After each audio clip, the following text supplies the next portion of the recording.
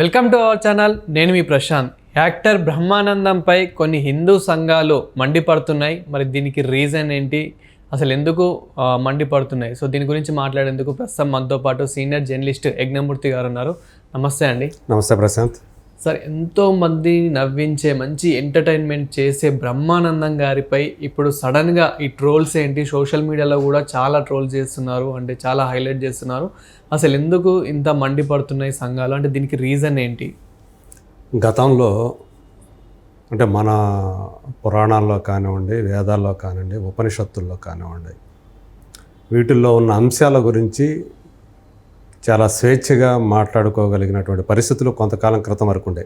మొదట్లో లేకుండే, తర్వాత ఎప్పుడైతే దేశంలో ఎడ్యుకేషన్ అనేది ప్రబలిందో, ఆడవాళ్ళు కూడా చదువుకోవడం మొదలుపెట్టారో అప్పటి నుంచి కూడా వాళ్ళు ప్రశ్నించడం నేర్చుకున్నారు. ఇంతవరకు కూడా స్త్రీలని అణగదొక్కింది చాలు, మమ్మల్ని కూడా మీలాగే, మీ మగవాళ్ళలాగే సమానమని గుర్తించండి.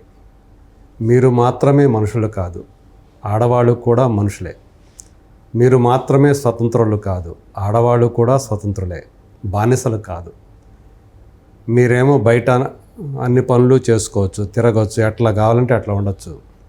కానీ ఆడవాళ్ళు మాత్రం వంటింట్లోనే ఉండాలి, ఇంటి వరకే పరిమితం అనే ఈ అభిప్రాయాన్ని, ఈ భావజాలాల్ని మానుకోండి, కట్టిపెట్టండి వాటిని అని ఎప్పుడైతే స్త్రీలు మాట్లాడటం మొదలుపెట్టారో, ఎప్పుడైతే స్త్రీలు తమ స్వతంత్రం కోసం, స్వేచ్ఛ కోసం గళం విప్పడం మొదలుపెట్టారో అప్పటి నుంచి కూడా అనేక మార్పులు సమాజంలో సంభవిస్తూ వచ్చాయి.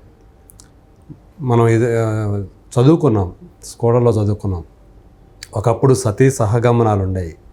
భర్త చనిపోతే, అనారోగ్యం వల్ల లేకపోతే సహజ మరణమో ఇంకొక దాని వల్ల చనిపోతే అతని చితి మీదే అంత్యక్రియలు జరగడం, అతని చితి మీదే భార్యని కూడా అందులోకి తోసేసేటువంటి ఒక అమానుషమైనటువంటి ప్రక్రియ ఒకప్పుడు జరిగేది, ఒక అలవాటు ఉండేది.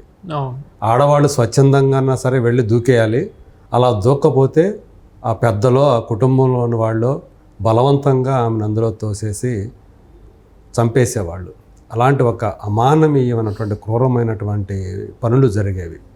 సో అది అందులో అది తెలుసుకొని అది కరెక్ట్ కాదు, అది ఏమాత్రం సమర్థనీయం కాదు, ఒక అమానుషమైనటువంటి చర్య అని తెలుసుకున్నాక, అంటే మనం నాగరికత నేర్చుకునే కొద్దీ కూడా కొన్ని తప్పుడు అలవాట్లు, పొరపాట్లు అవన్నీ కూడా మానుకొని మంచి వైపు పయనం అనేది, పురోగతి వైపు పయనం అనేది జరుగుతూ వస్తూ ఉంది. అయితే కొంతకాలంగా మళ్ళీ ఇవన్నీ కూడా, అంటే మన పురాణాల్లో ప్రధానంగా స్త్రీలకి బద్ధ వ్యతిరేకి అని మన దాంట్లో చెప్పదగింది మనుధర్మశాస్త్రం అనేది, మనువు రాసినటువంటి ఆ ధర్మశాస్త్రం. అందులో స్త్రీలను ఇంటి వరకే పరిమితం చేయాలని చాలా స్పష్టంగా రాసి ఉంది. సో వాళ్ళకి చదువులు చెప్పించకూడదు అనేది చాలా స్పష్టంగా రాశాడు ఆయన. సో దీని మీద చాలా డిబేట్ నడిచింది. అవన్నీ కూడా తర్వాత తప్పు అని చాలామంది కూడా తేల్చేశారు అవి. అయితే మళ్ళీ వాటికి బలం కలుగుతూ ఉంది. కొంతమంది హిందుత్వ పేరుతో చేస్తున్నటువంటి కొన్ని చర్యల వల్ల మళ్ళీ మనం వెనక్కి వెళుతున్నామా అనే అభిప్రాయం కలుగుతూ ఉంది. సో ఎవరైనా సరే గతంలో ధర్మశాస్త్రాలు అనే పేరిట రాసిన వాటిలో ఇలాంటివన్నీ కూడా, ఈ తేడాల్ని, ఈ అసమానతలను ఎవరైతే రాశారో వాటిని ప్రశ్నించిన వాళ్ళ మీద ఇప్పుడు విమర్శించడం, మాటల దాడి చేయటం, భౌతిక దాడి చేయటం, ఇవన్నీ కూడా తీవ్రమవుతూ వస్తూ ఉన్నాయి. ఇప్పుడు బ్రహ్మానందం గారు ఆయన మామూలుగా కొన్ని సభల్లో కొంత వెటకారంగా మాట్లాడటం మనం చూసాం కొన్ని అంశాల్లో. సో నవ్వించే ప్రయత్నంలో భాగంగా ఆయన కొంచెం వెటకారం కూడా జోడిస్తారు, వ్యంగ్యం కూడా మాట్లాడతారు. ఒక లెజెండరీ యాక్టర్ వరకు చూసుకుంటే అది. అయితే ఆయన రీసెంట్గా సావిత్రిబాయి ఫూలే అనే మహిళ స్త్రీల స్వాతంత్రం కోసం, పురుషులతో సమానత్వం కోసం, స్త్రీ విద్య కోసం తన జీవితకాలం అంతా కూడా వెచ్చించినటువంటి ఒక గొప్ప మహిళ, ఒక గొప్ప సంఘ సంస్కర్త. ఆమెకు సంబంధించినటువంటి జయంతి కార్యక్రమంలో బ్రహ్మానందం గారు అతిథిగా పాల్గొన్నారు. ఇప్పటిదాకా బ్రహ్మానందం గారిలో మనం చూడనటువంటి ఇంకొక కోణాన్ని ఈ సభలో మనం చూసాం. ఒక కొత్త బ్రహ్మానందం ఆవిష్కృతమయ్యారు. సో స్త్రీలని ఎలా మన వేదాల్లో ఏం చెప్పారు, వాళ్ళు ఇంట్లోంచి బయటకు వస్తే వాళ్ళు గనక పెత్తనం కనుక చలాయిస్తే, వాళ్ళు గనక చదువుకుంటే వర్షాలు పడవు, కరువు కాటకాలు తాండవిస్తాయి అని వేదాల్లో ఉంది అనే మాటను ఆయన ప్రస్తావించారు. అలాగే మనుధర్మ శాస్త్రం, స్త్రీలు చదువుకోకూడదు, వాళ్ళు ఇంట్లోనే ఉండాలి, బయట ఎలాంటి రాజకార్యాలు వాళ్ళు చేయకూడదు, అవన్నీ కూడా మగవాళ్ళ పనులు అని అందులో మనుధర్మ శాస్త్రంలో ఉంది అని చెప్పేసి ఆయన ఉన్న విషయమే చెప్పారు. సో ఇది కొంతమంది అంటే సంప్రదాయం పేరిట ఆడవాళ్ళని అణగదొక్కే ఉంచాలి అనే భావజాలం కలిగిన వాళ్ళు. అంటే ఆయన ఏదైతే ఉదాహరించారో ఈ వేదాల్లో ఉన్నాయి అనే మాటలు కానివ్వండి, అలాగే మనుధర్మ శాస్త్రం గురించి కానీ ఆయన ప్రస్తావించినటువంటి అంశాలు ఏవైతే ఉన్నాయో వాటిని వాళ్ళు తీవ్రంగా ఖండిస్తూ ఇంకా ఆయన మీద మామూలుగా మాటలు చేయట్లా, నీచాతి నీచమైన భాషతోటి సోషల్ మీడియాలో ఆయన గురించి విమర్శించడం, ఆయన గురించి వ్యతిరేకంగా మాట్లాడటం, రాయటం చెప్పలేని భాషలో. అలాగే ఆయన పద్మశ్రీ అవార్డు గ్రహీత. ఇమీడియట్గా పద్మశ్రీ అవార్డుని వెనక్కి తీసుకోవాలి. సో మన ధర్మశాస్త్రాల్ని, మన వేదాల్ని, ఉపనిషత్తుల్ని ఈయన కించపరుస్తున్నాడు. సో ఇలాంటి వ్యక్తికి అర్హత లేదు, పద్మశ్రీ అవార్డుని ఉంచుకోవాలని అర్హత లేదు అని ఇంకా ఆయన్ని వ్యక్తిగతంగా టార్గెట్ చేసి చాలా అంటే విపరీతమైనటువంటి దూషణలు అన్నమాట, విపరీతమైనటువంటి తిట్లు. సో మామూలు వాళ్ళు అయితే తట్టుకోలేరు అవి. అలాంటి నీచమైనటువంటి భాష ఉపయోగిస్తూ ఆయన టార్గెట్ చేస్తూ చాలా తీవ్రంగా విమర్శిస్తారు. అంతా కావాలనే చేస్తూ అంటారా? ఇది కొంతమంది ఇప్పుడు పని కట్టుకొని అది చెప్తున్నా వాళ్ళు మనం చూసాం. ఇక్కడ జరిగినటువంటి బుక్ ఎగ్జిబిషన్ ఏదైతే ఉందో, బుక్ ఫేర్ హైదరాబాద్లో, అందులో ఎన్ వేణుగోపాల్ గారు అని చెప్పేసి ఆయన రచయిత, విమర్శకులు, వీక్షణం అనే పత్రికని ఆయన నడుపుతూ ఎడిటర్గా చేస్తూ ఉంటారు. ఆయన ఒక బుక్ స్టాల్ పెట్టుకున్నారు అందులో, వీక్షణం పేరుతోటి. అందులో అన్ని రకాల పుస్తకాలు అమ్ముతారు. ఒక పుస్తకాన్ని ఎందుకో ఇందులో మీ దాంట్లో అమ్ముతున్నారు అంటే, ఒకప్పుడు తిరుమల క్షేత్రం అనేది బౌద్ధ క్షేత్రం అది అంటూ ఒక పుస్తకం ఏదైతే వచ్చిందో వేరే వాళ్ళు రాసింది అది ఆయన అమ్ముతున్నారు.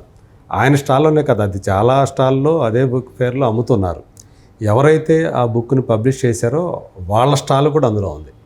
కానీ ఒక వ్యక్తి వచ్చి అక్కడ ఆయన్ని దూషిస్తూ, ఎట్లా అమ్ముతావు ఈ పుస్తకాన్ని, ఆ పుస్తకాన్ని పట్టుకొని నీచాతి నీచంగా మాట్లాడి, అంటే ఒక పుస్తకాన్ని అదేమో దాని మీద నిషేధం ఉందా? నిషేధం ఉండి అమ్మితే మీరు అడగాలి. ప్రభుత్వాలే దాన్ని అమ్ముకునే స్వేచ్ఛనిచ్చినప్పుడు నువ్వెవరివి? అవును. పైగా నువ్వు